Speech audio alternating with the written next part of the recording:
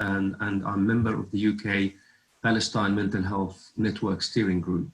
Welcome to Palestine Cafe. This is our second cafe over the last month.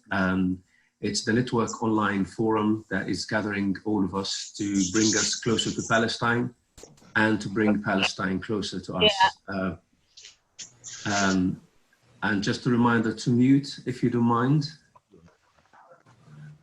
Thank you all. And we are honored today to have with us Dr. Yasser Abu Jama. Dr. Yasser Abu Jama is a psychiatrist and the General Director of Gaza Community Mental Health Program. And I'm sure that the majority of you know about Gaza Community Mental Health Program, but it's one of the leading mental health organizations in Palestine. It's been 30 years since its establishment by the late Dr. Iyad Sarraj.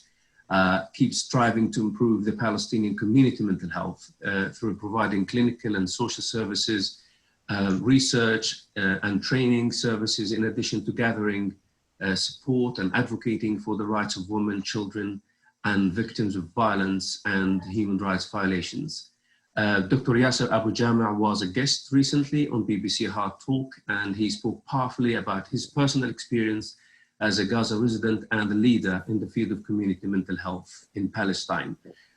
Today, Dr. Yasser with us to share the current situation in Gaza, while we are all coming to terms and struggling to come to terms with this pestilence in the midst of real fear about an outbreak in Gaza, a place that has been traumatized, deprived over the last 15 years by the brutal Israeli siege.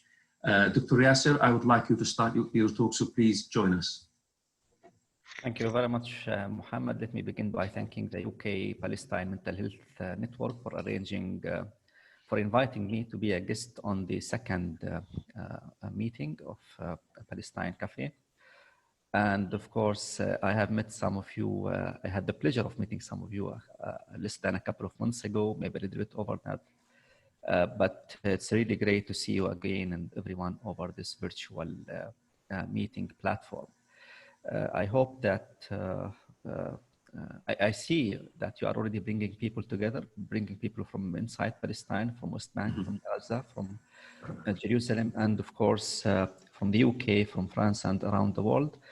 I hope that I could give you some good information and the briefing during the next 25 or 30 minutes. And I look forward towards hearing your questions or comments. I'm sure that some of the things that I'm going to talk about are already known to most of you, but I think it's a very important thing to begin just with some background, as they say, information, because I'm talking from Gaza Strip. It's really known what does it mean Gaza Strip, but there are still a couple of facts that I need to begin with. For example, one is that we are still under occupation and we are under the blockade now since 2006. We speak about 13 or 14 years of blockade. The fact that we are under blockade is very important, let me say, in our talk about the current conditions related to COVID-19 in Gaza Strip. Of course, this blockade comes with a limitation of movement. This is something that somehow helped Gaza decrease the burden of the current global pandemic, but at the same time, it means that we have problems with economy, problems with different issues. A couple of facts, for example. Can I ask Tamara, please, to mute your computer? Sorry. So one of the issues is that, for example, poverty rate in Gaza Strip is about 53%. And we speak about unemployment rate, which is very high, about 54%. When we speak about the young people below the age of 30, we speak about more than 70% of unemployment rate. That is prior to the current conditions. What does it mean to have like 53% poverty rate? We speak about the UNRWA provides food to more than 1 million Palestinian refugees in Gaza Strip. in addition to the Ministry of Social Development, which provides food supplies to about 80,000 families in Gaza Strip. Out of the 2 million population of inhabitants that live in Gaza Strip, we have about 52%, 48% who are children. We almost have 1 million children. And this is a huge number of population in this very small geographical area, which is about 30 kilometers in length and about 16 kilometers or 12 to 16 kilometers in width. So already we had many challenges. It's not only the right to movement, but also economic challenges due to the blockade and also poverty and also a high unemployment rate. Now we began telling the story of COVID-19 in Gaza Strip, and then we speak a little bit about how this changed Gaza Strip. And later I'll speak about the psychological implications of what we are going through at the moment. Well, you know, the world thought in the beginning that this is going to be limited to China, then to a couple of countries, then maybe East Asia, but with the breakthrough in Italy, things changed. And now we speak about a global pandemic. Now, of course, there were a limited number of people who could leave and enter Gaza through either Rafah checkpoints or through Beit Hanun or Erez checkpoints. And the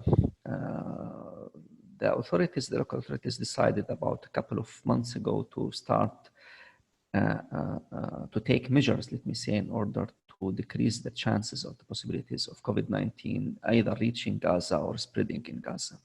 And these measures were taken in most of the countries around the world, including, you know, stopping the gatherings, which means children were asked not to go to schools, universities stopped functioning, gatherings even in prayer places like mosques were stopped, and that's already about 2 months ago took place. People were asked to stay home as much as possible.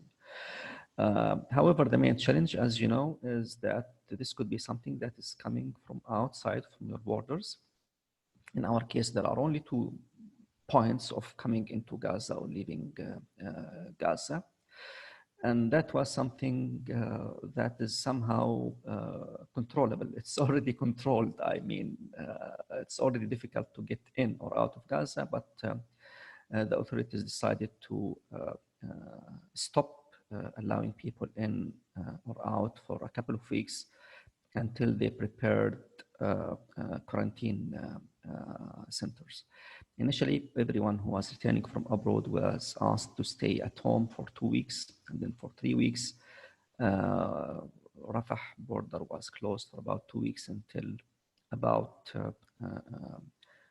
30 quarantine centers were somehow established.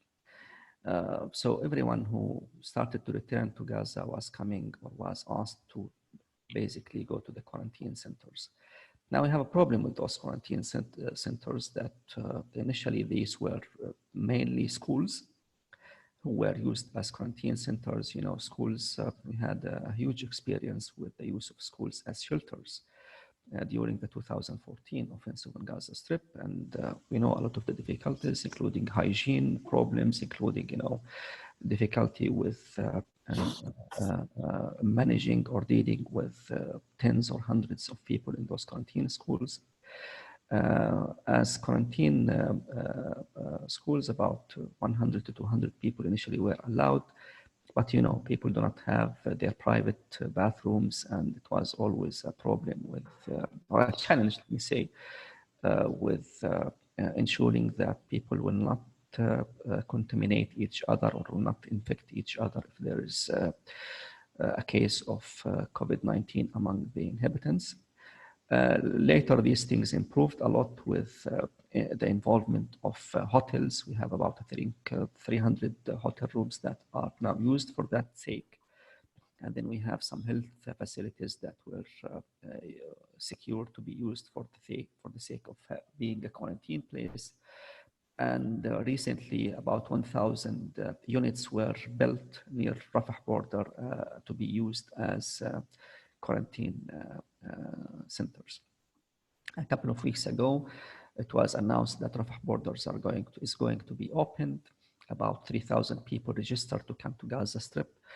There were already about 2,000 places that are usable as that could be used as quarantine places. It's actually 30 quarantine centers, but with a vacancy to accept about 2,000 people. At the end of the day, which was about a week ago, after 4 days of opening, 1,600 people get back to Gaza.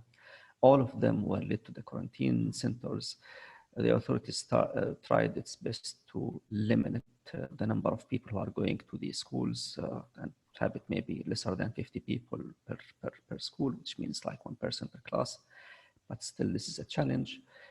Those who are returning are divided into groups, people who have no symptoms at all, people who have some health conditions, and people who are suspected of having a corona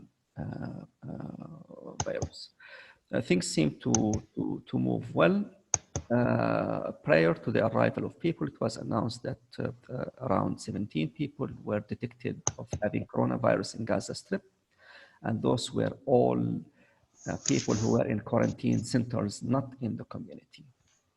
And this is very important. Since the beginning of the pandemic until now, there isn't a single case that was reported to have the COVID-19 that is basically coming from the Gaza Strip communities. All of the people who were diagnosed or who were having the COVID-19 simply were diagnosed in the quarantine centers. Now, there are many challenges with, over last week, 4 additional cases were discovered, and those 4 new cases were cases that belong to that came through Rafah borders, people who came back just about 10 days ago.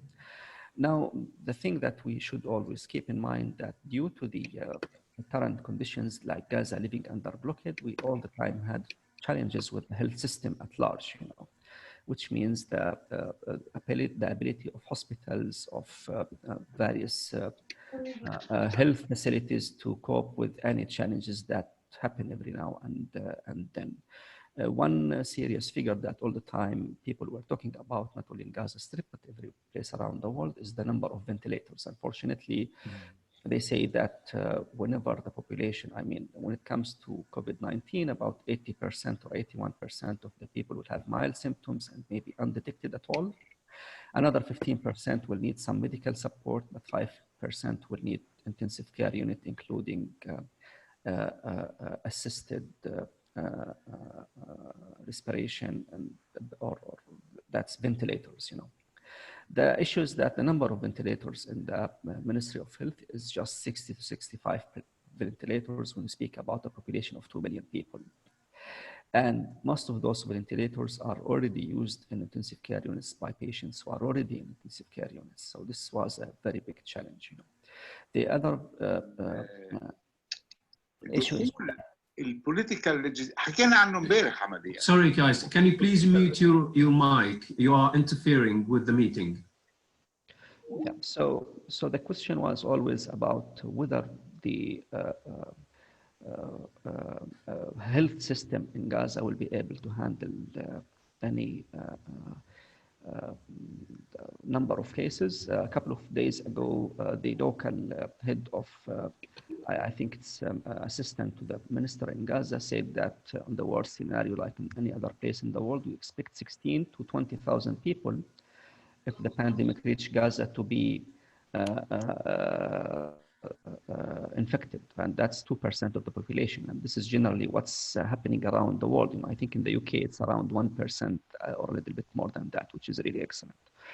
So the question is how to handle those 16,000 cases or 20,000 cases. It's a big challenge.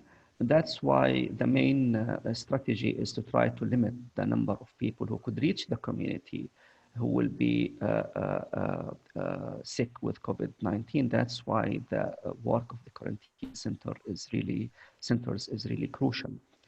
Another issue, which is that recently we came to know there are, I think, 1 or 2 cases in West Bank that people, even after being discharged from the hospitals, they can relapse.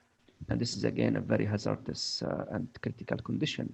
Among those people who were diagnosed with COVID-19, there are, I think, 4 people who are already recovered and are already in the community.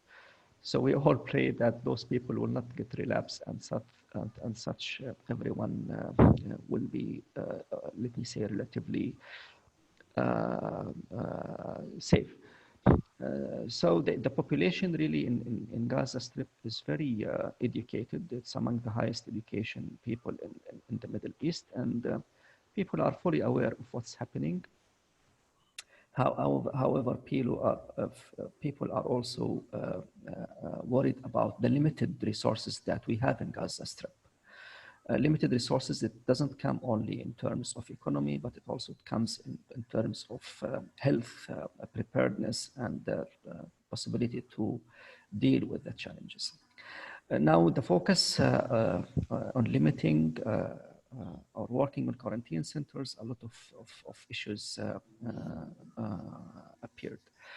First, let me say about the community. Well, children are almost everyone is at home. When it comes to families, we speak about basically most of the children are at home, or all of them are at home.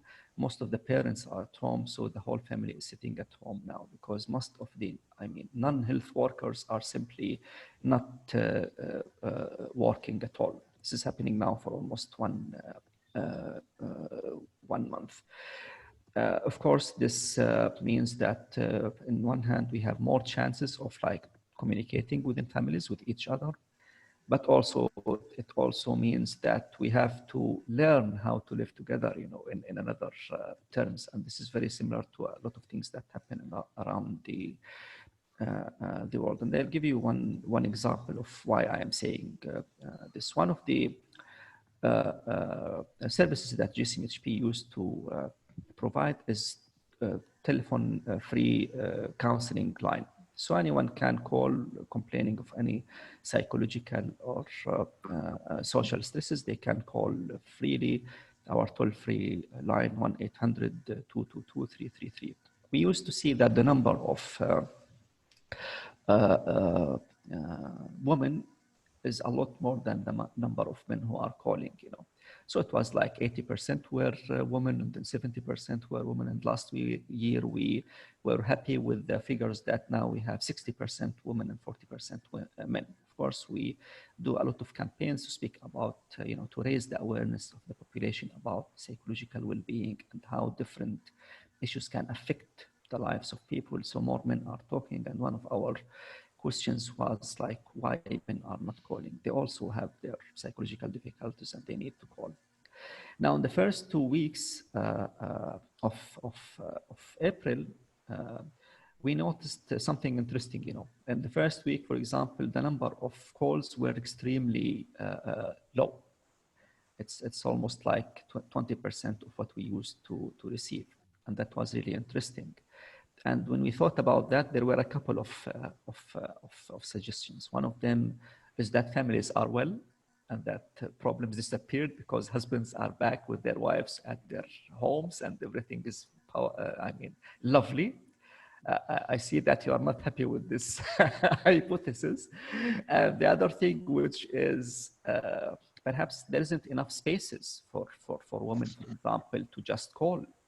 Because in order to talk and to call, you need to be alone, you need to dial the toll-free line and you need to talk. And in case that someone is around you, for example, the husband or the father or the child or the son or who can't keep his mouth, without, spreading the news or rumors. So basically, we felt that this could be an issue. Perhaps those vulnerable people are not anymore, they do not have the space in order to talk for 20 or 30 minutes or 40 minutes to our telephone counselor. Mm-hmm. And that was something that we thought it's really it's worth to just investigate or to look into. Of course, part of what we were doing in response in GCMHP was to increase our campaigns, to speak about that our 3 community centers are still running, that we continue to accept patients, that our services didn't stop. Also to tell people that you can call us free of charge to our toll-free lines, that now we have 5 people who can accept phone calls instead of 1, you know, scaling up our telephone counseling line. It's now from between 8 a.m. and 8 p.m. And that part of the service is run with the Ministry of Health. So we did a good campaign. And the interesting thing was that we received a lot of phone calls during, for example, last week. However, still most of the phone calls came from men. And this is another interesting issue, which is for the first time since ever, we have more men talking or calling than women. Now, let's keep in mind what I said earlier about the number of unemployment, the level of unemployment, and the poverty level. What happened in Gaza Strip in the last couple of months is that a lot of people were asked not to work and to stay home, and these include people who work from, let me say, if I could, from hand to mouth. You know, these are just regular workers who work in buildings or in small bazaars or open market, who just earn their food from just daily work. Most of those are not working anymore because a lot of work is just is not happening, and the economy is really struggling. Ministry of Social Development announced like a week ago that this month, in addition to the 81,000 families that used to receive aid, another 10,000 families are going to receive aid, which means that poverty level not only increased, but also, you know, people who were poor are getting poorer and poorer. This is one of the hypotheses. Perhaps more men are calling because they are struggling. You know, in the Middle East and in a place like Palestine, it's still the idea that the men are the main bread winners, and it's their responsibilities to secure food and meals for the family. Another issue, which is really a question, this is just another hypothesis, which is that, you know, one of the main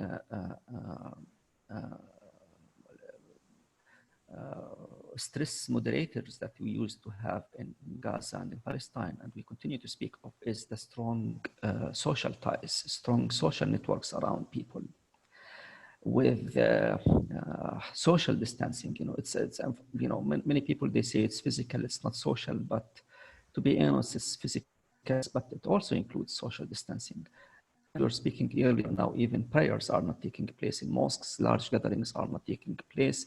People try not to go to muhtars or to sheikhs, places where the tribes meet. They try to limit those meetings. Now, this is another challenge. When people had the chance to ventilate and to speak to each other because of the strong social ties, strong family ties, now I wouldn't say that these are not there anymore, but they are still there, but they are lower than ever. We started Ramadan yesterday, and it's a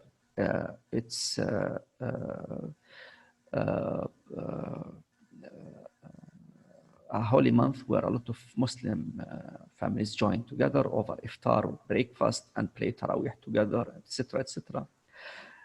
Now it's said, you know, among families that unfortunately this month, this year, Ramadan is not going to come with gatherings, you know, and already we are not praying in mosques, you know, we are just praying in our own houses, and there are simply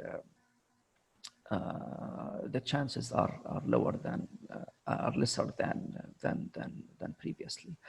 Now, this is the situation that is happening. The question about what to do further in the next, you know, there are questions about what to do with the 1,600 people who are now in shelters, and GCHP is trying to provide psychological support as much as needed. There are the authorities that are operating in the health in the shelters, I mean, not shelters, in the quarantine centers. We speak about mainly the Ministry of Health. and the Ministry of Social Development. So we have an agreement with them that anyone who is in need for counseling or for psychological support, they could either provide us with their phone numbers, or we could simply they can simply reach us over our toll-free line.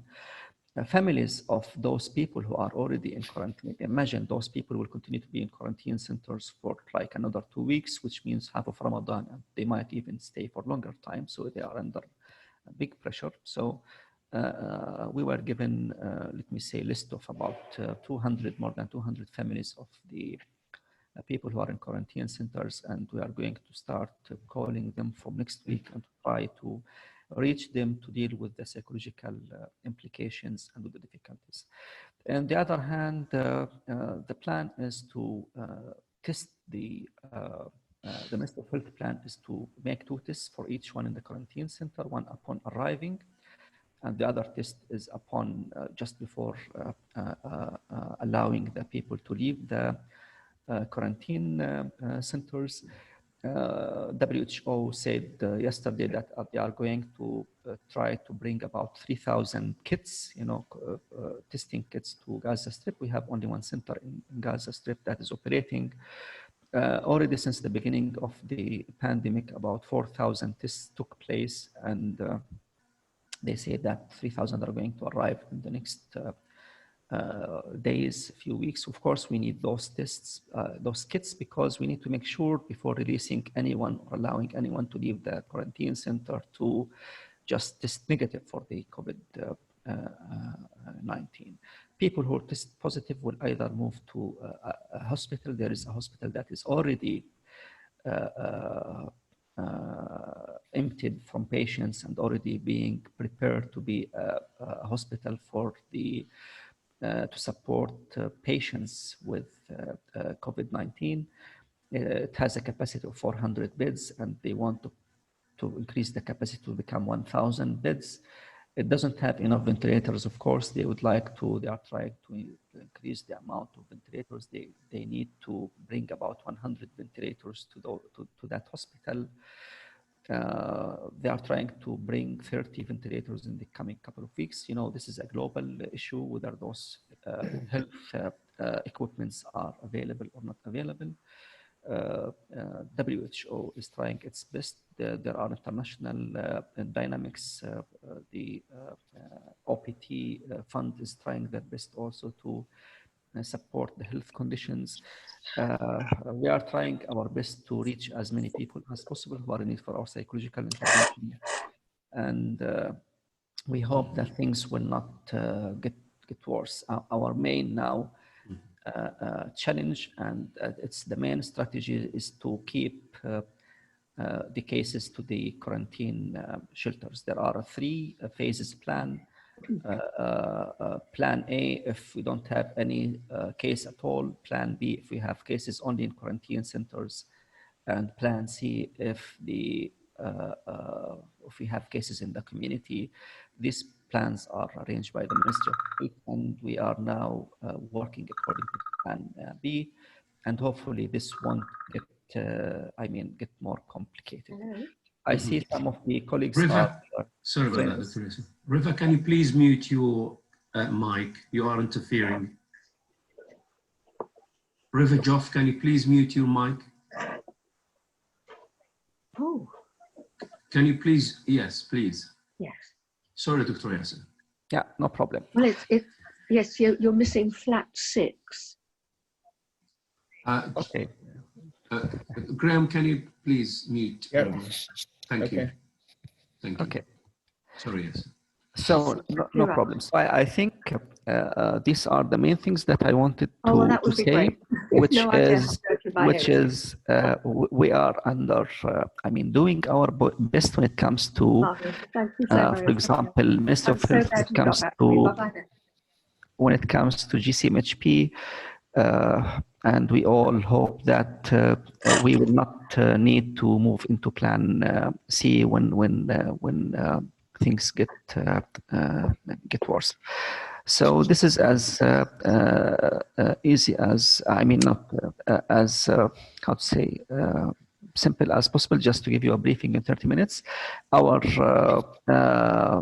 me say that our teams are working both from the community centers and from their houses in some of the cases. All our activities are either scaled up when it comes to telephone counseling, for example, when it comes to trying to communicate with the people who are in the front lines, in the quarantine centers. Some of the activities were scaled down, for example, training activities, most of them stopped. However, some of them, like our diploma and community mental health, continue to be over Skype, over Zoom, and over virtual learning methods. And we hope that things won't stay long. The plans here is that in August, school year will return. That's in about 3 months from now, and we hope that by August things will be fine. Thank you very much once again, and I leave it to Muhammad and to the host to read the questions. I see many of the names familiar, so for people who joined us recently or a little bit late, again, good morning or good evening to everyone everywhere, and thank you very much for the opportunity. Thank you so much, Dr. Yasser, for giving us this very important account about this worrying situation in Gaza, this perplexity of dealing with another uncertainty on top of the nightmare and the uncertainty of the siege. A lot of challenges. Reva, can I ask you please to mute your computer? You are interfering. Reva Joff. Can you please, is it possible, Graham, to mute Reva, if that's okay? I've done that. Thank you. So, and it's tremendous challenges, social, psychological, economical, political challenges, and thank you for sharing with us, the great work by the Gaza Community Mental Health Program in an attempt to alleviate, this, psychological uncertainty about the virus and the outbreak.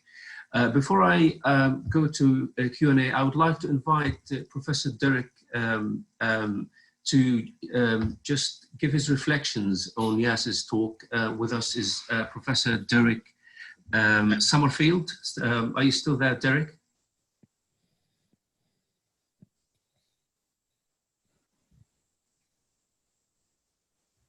Derek?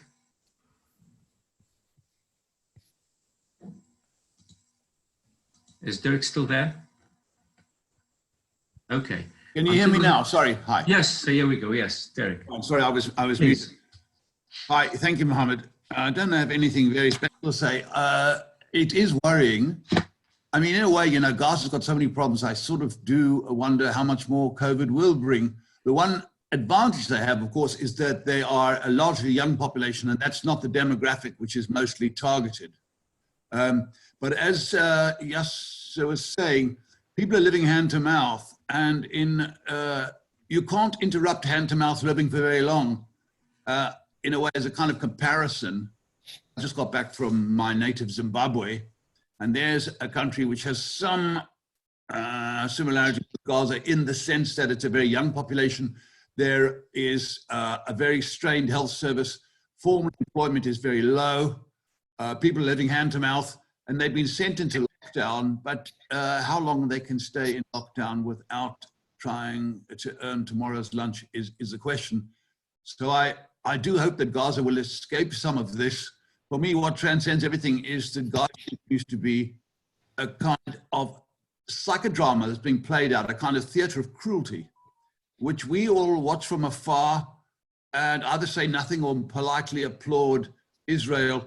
It's the ongoing grotesqueness of everything, which is perhaps thrown into renewed highlight by the concerns around COVID. You're going to have enough ventilators and things like that.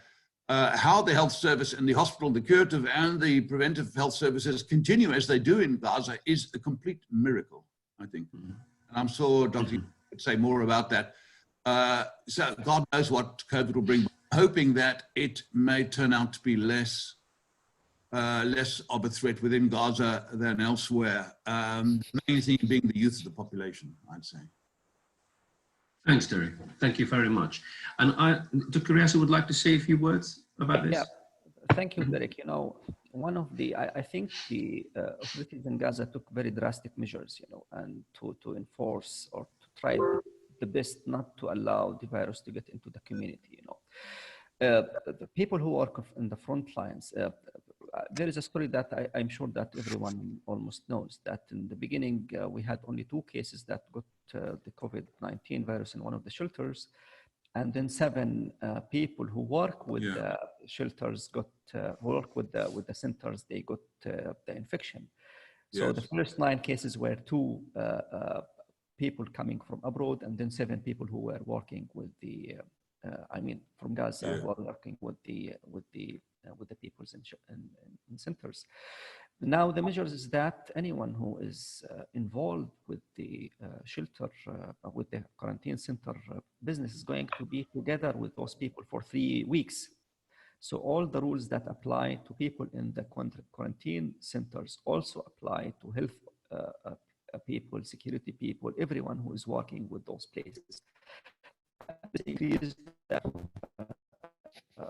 I mean, the demand on the resources that are already lower than what is needed. When it comes to people working in hospitals, for example, if we are going to have a hospital that is prepared and will start receiving cases, means that everyone in the hospital, all the medical staff and non-medical staff will be here for 3 weeks. And all the rules apply that apply for people in the centers will apply to the people in the front line. And they speak about 3 to 4 weeks, you know, with the availability of kits, it could be limited to 3 weeks. If there is no availability of kits, they will continue to keep people until the whole duration is just passing, which is again about like 3 weeks to 4 weeks. So, which means that people are going to be in shifts. Each shift is for 3 weeks. You are either in quarantine center for 3 weeks, or then in self-quarantine, which means in your own home for 3 weeks, and then in vacation for 3 weeks, which means that the same group of people will be ready to get back to work after I don't know how many weeks, 3 plus 3 after 9 weeks. So this is really another pressure on the health system. However, this is the best plan that seems to work out, having the very scarce resources that we have. There was a question from Nancy. Hello, Nancy, and about is it the case that, I mean,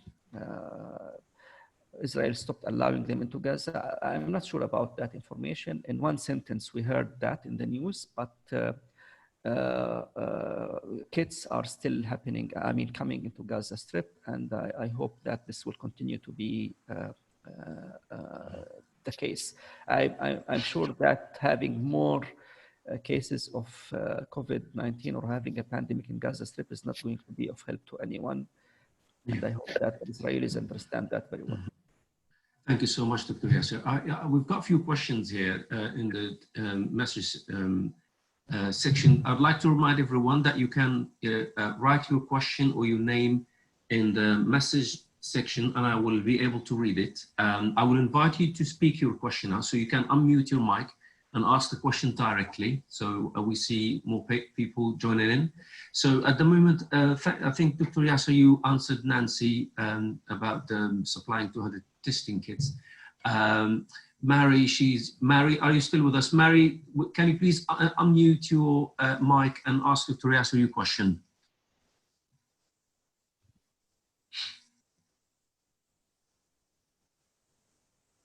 Okay, Mary, she asked about the reason why women not participant than men. I think this question was in relation to the telephone counseling. Mm-hmm. And I think somehow I answered that. Maybe it's lower chances for them to be alone, let me say, in their home, not as when children were at schools and husbands were either in the streets or at work, you know.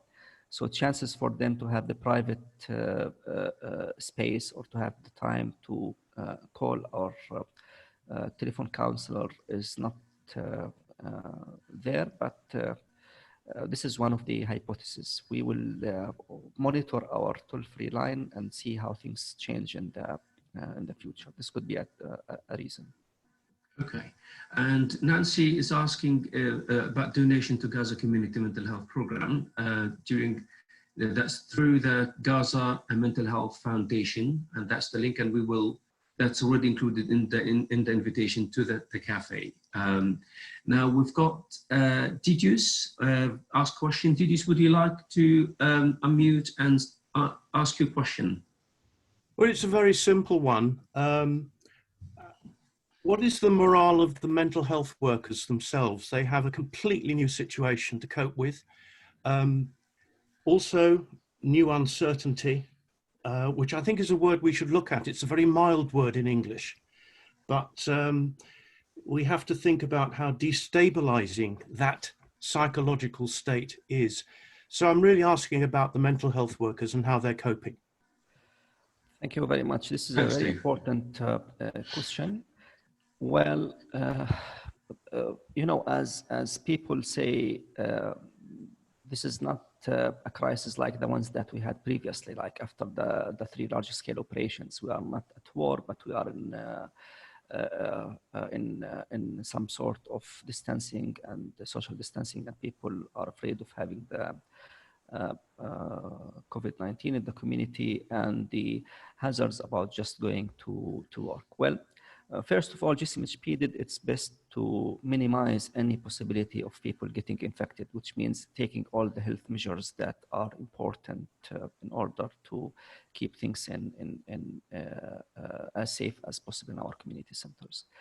The second thing, which is very important, is that we put a lot of measures to, I mean, we had to change some of our activities to be either online or through the toll-free line, you know, which means that we will still be able to help the community from our homes or from our centers with just doing our best. Third thing, there is a huge moral for staff who work on the mental health at large, because you know, a lot of the calls that we received in the first 1 or 2 weeks was from our colleagues who are working in the Ministry of Health, because there is a huge anxiety in the first very few days about anyone who is coming to a hospital or to a community, I mean a primary healthcare center, who is just having cough or just having, you know, fever. So there was a lot of panic among health professionals in the first few days, until it was clear that things are a little bit better, that things in the community are fine. We have a responsibility towards our colleagues in the community, towards ourselves, and toward the people who live in Gaza Strip. We understand the anxieties that are present due to the possibility of getting infected. And the other thing, which is the duration, you know, we are now going through this for the 2nd month and going through the 3rd month. The problem is not only with the idea of living under the worries that someone might get infected, but this is a stream of continuous pressure on the people that involves also, you know, not only their financial and economic resources, but also their mental health capacity to continue to deal with those challenges. And we work closely with our health professionals. We work closely with our psychologists. Everyone understands really the implication of that. And our worries from our health professionals in the very first 2 weeks in the beginning changed into good feelings that we are doing our work, that our services are needed, and that we are in this fight against the coronavirus for the sake of supporting everyone in Gaza. So the moral is really high. We did our best to make it as easy as possible, and we are doing well, I guess. Thank you. Let's keep in our minds that this is not the first time we are facing a challenging condition. So we had so many challenging conditions, which really gave us, well, like I wouldn't say an eye-opener, but already taught us how to deal with those conditions. Thank you. And Heba, would you like to unmute and ask your question? Hello. Hi, Yasser. Thank you very much. I just wanted to say a big thank you, despite all what you're going through, that you have found the time and the energy to speak to us today. Thank you very much. Yes, I mean, my concern, I know that Gaza have found fantastic ways to control the COVID and also all the other problems. I'm more concerned about the long-term consequences of the lockdown, with increased, problems of water, electricity, food shortages. What are the other plans that are put in place, if any, to resolve those long-term issues? Any aid from, the government or international aid? What are the other measures? So that's my first question. The second question is, for Palestinians and health workers who are living outside of Palestine, is there something we could do to help with the counseling or support, psychological support? Thank you. Well, for the first question, the situation in Gaza or in Palestine is not a new thing. It's already going for not only for even years, it's even for decades.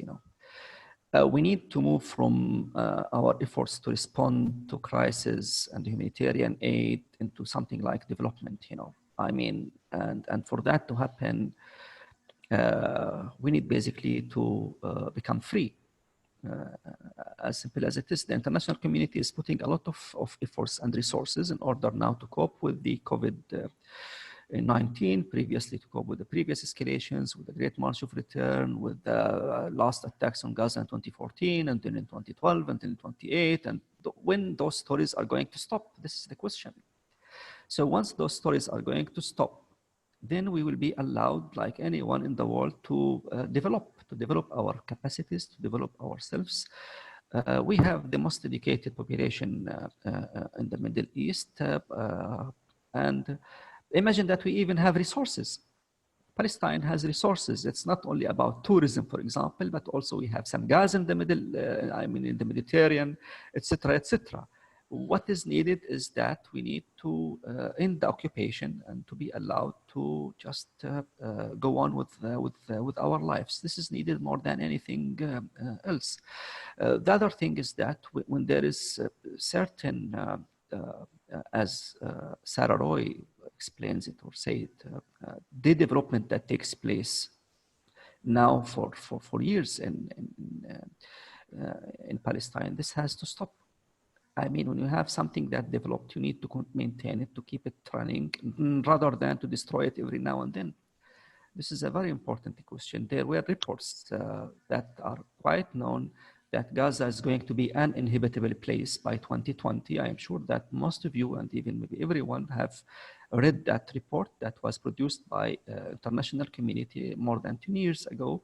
Spoke about water, spoke about power supply, spoke about everything, And imagine what happened during the last 10 years.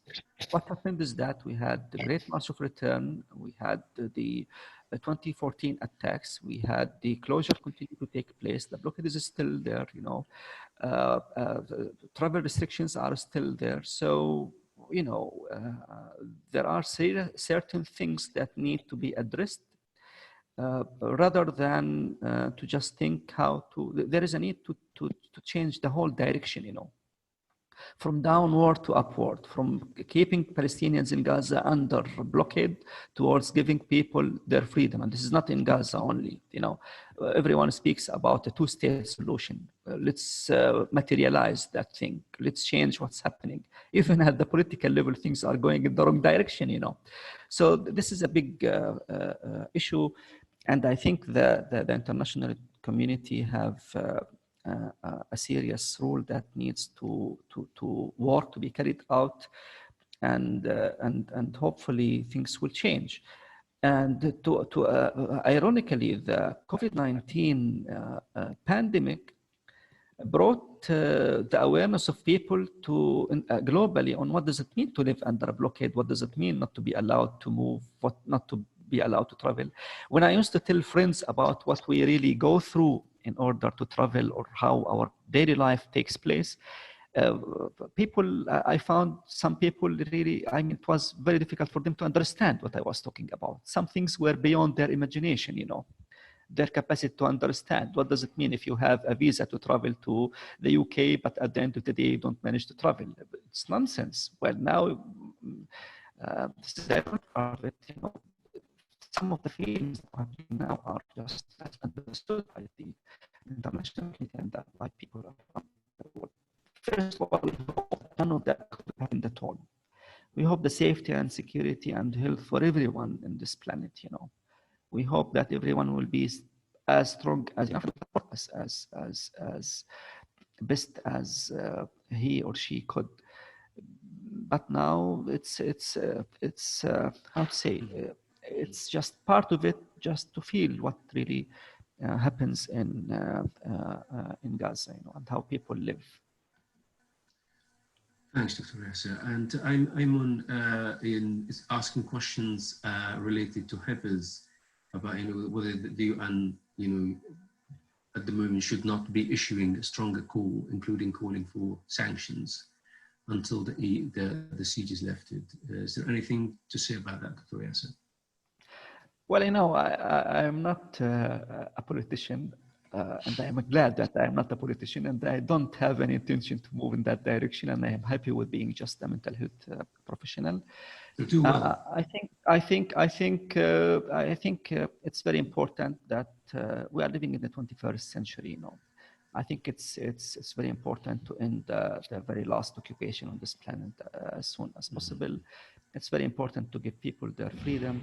It's very important to give us Palestinians our rights. You know, the human rights declarations beginning from 1948 until the 60s, throughout the 70s, and earlier this decade and the previous decade. Mechanisms are clear, you know, and what I think is that some accountability is really needed, and then things should, there should be a shift, you know, there should be a change. Mm-hmm. Thank you. Well, I can see that more and more questions are coming now, and I know that we are approaching, you know, 5 minutes to the end of the cafe, but, you know, is it okay for everyone to keep going? Last time we got to the point with Nadra and we carried on, so I'm hoping that you will stay with us and for you to share your questions and views. We've had, you know, other Palestinians from Gaza and friends that I'm sure they would like to say a few things. I'd like to ask Raed to come. Raed Arar. Raed, would you like to unmute and share with us? Yes, dear. You are greeting from Palestine, greeting from Hebron. And, hi, Hipa. Yes. Thanks, Dr. Yasser, for your intervene and for your presentation. And I think that in Palestine in general, we have a lot of fear. We have a lot of anxiety right now because all the patients, they are coming from workers. They are working inside Israel, and inside Israel, there are a lot of patients there.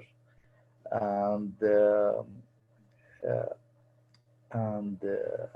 we don't know how we can protect ourselves because some of our Palestinian family incomes depends on the working inside Israel, and we are talking about more than 120 100,000 workers they are working there, and in the same time also our worries and fears related to the prisoners inside the Israeli prisons, especially when we are talking about children there, you know, and they are in daily contact with the soldiers inside the prison, you know, and the fears of the families, you know, it's become more increase in this time. Yes, we have a good knowledge and a good experience related to the curfew in general, related to the siege in general. Yeah, and this is give us more ability and more capacity in order to to face this is COVID-19. Yeah. But Thank you. يعني we are, but in the same time, يعني we are facing that the world, the politician people, you know, they are lose some of their humanity, some of their beliefs related to the cooperation, related to the all the time they are talking about business and about economical situation more than talking about the life of the people, you know. And this is يعني right now we have two trends in the world, you know. Some countries they are in solidarity 100%, and others they are just selfishness, you know, they are just يعني care of their people, not they haven't any interest to cooperate or to be in support and in solidarity with other countries like Italy, for example, or in European Union, you know. And there are a lot of values change in this time, you know. And we are looking for this is a difficult time for all, you know, and we are hope all the people in the world be more healthy and more protected from this coronavirus. Many thanks for this chance. Thank you, Ryan. Thank you. And is Abigail still with us? Okay. Martin?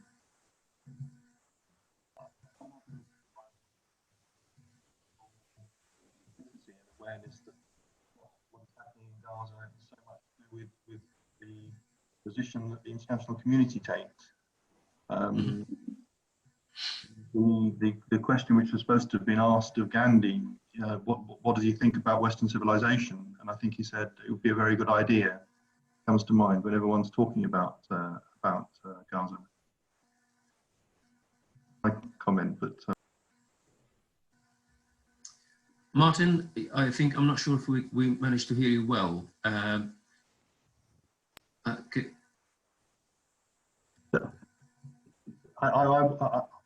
don't really want to say much more than just to remind us all how much what happens in Gaza is to do with what our own governments and our own media is how they're reacting, and how the situation in Gaza has become just part of everyday life, as if it's a normal, acceptable way of proceeding.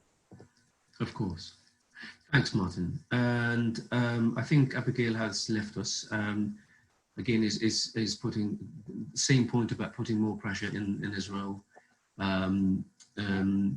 in whatever form that could be. And I think, Diana, you try to speak to us. Diana, would you like to unmute and ask or say a comment? Okay. Dr. Yasser. Well, thank you very much for your comments and questions. One thing that I haven't really answered is the chance of support that could come from the international community. I mean, from you guys, when it comes to providing some support to a psychologist or psychiatrist or mental health professionals who work here in Gaza and Palestine at large. I think this is a very good idea. We need to have a good platform that would allow people to communicate, you know, to get to be introduced to talk with each other. I think it's very important for us in Gaza to have a window through which we can breathe, and that window could be our colleagues in the international community. I think this is very valuable. And I think it's also very important for you guys, I mean, to be in touch with the realities, whether in Gaza or West Bank or other places of Palestine. It's very important that this would continue. What else? And I'm sure that you are doing your best in order to change things wherever you are staying. A part of the problem with us in Palestine is that the international community is not really aware of what's happening, and through you, you could just bring the attention of others in the communities that this is really what's happening in Gaza, this is what's happening in Palestine, etc., etc., etc. So I appreciate your presence here. As Nancy was saying, you can donate to our Gaza Mental Health Foundation in the States, which is our sister organization.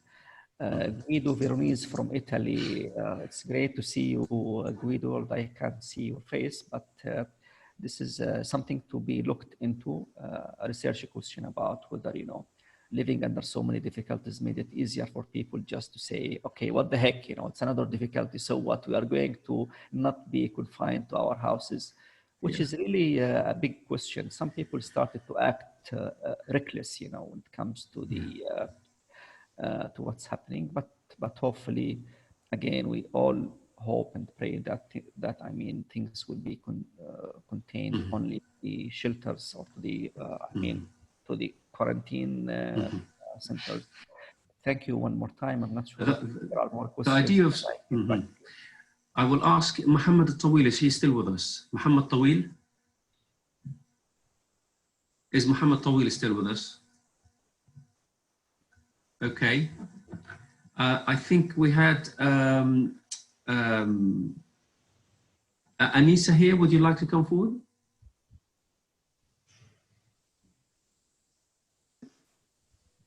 Sorry, mine is just a sort of an observation and perhaps some food for our collective thinking. That the deaths, the COVID-19 deaths globally, and especially in the West, where we have highlighted systematic inequalities, we recognizing that those who are the numbers of death are higher in populations exposed to high levels of pollution, systematic exclusion from healthcare, etc. And then the list goes on. And this is highlighted in the West, where, you know, we're supposed to have equal societies. This, you know, is going to be more evident in Palestine, clearly, with the active violations in Gaza and in the West Bank. And I read a paper yesterday that this, you know, the active efforts of Israel to prevent Palestinians from healthcare when they have infections, and you know, and disrupting their life, their daily living, is phenomenal. So I think we need to really collectively find ways of exposing this. You know, this is ever so apparent now, I think, the inequalities. Thank you, Anissa. And Hunaida? Is Hunaida still with us? Yes. Hunaida from Bethlehem. Yes, yes. Greetings from Bethlehem, and I'm happy to be with you today. I just want to thank you for this valuable cafe and this gathering. And I know some of these of the names, and I'm happy to see you all in this gathering. As for Bethlehem, you know that Bethlehem is the start of COVID-19 in Palestine, West Bank. And 5 minutes from my house is where COVID-19 started by a group from Greece, tourists.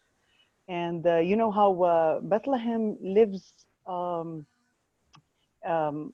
most of our income comes from tourism, and now tourism has closed. And on the other hand, we can't deny that that we Palestinians are under accumulative traumas.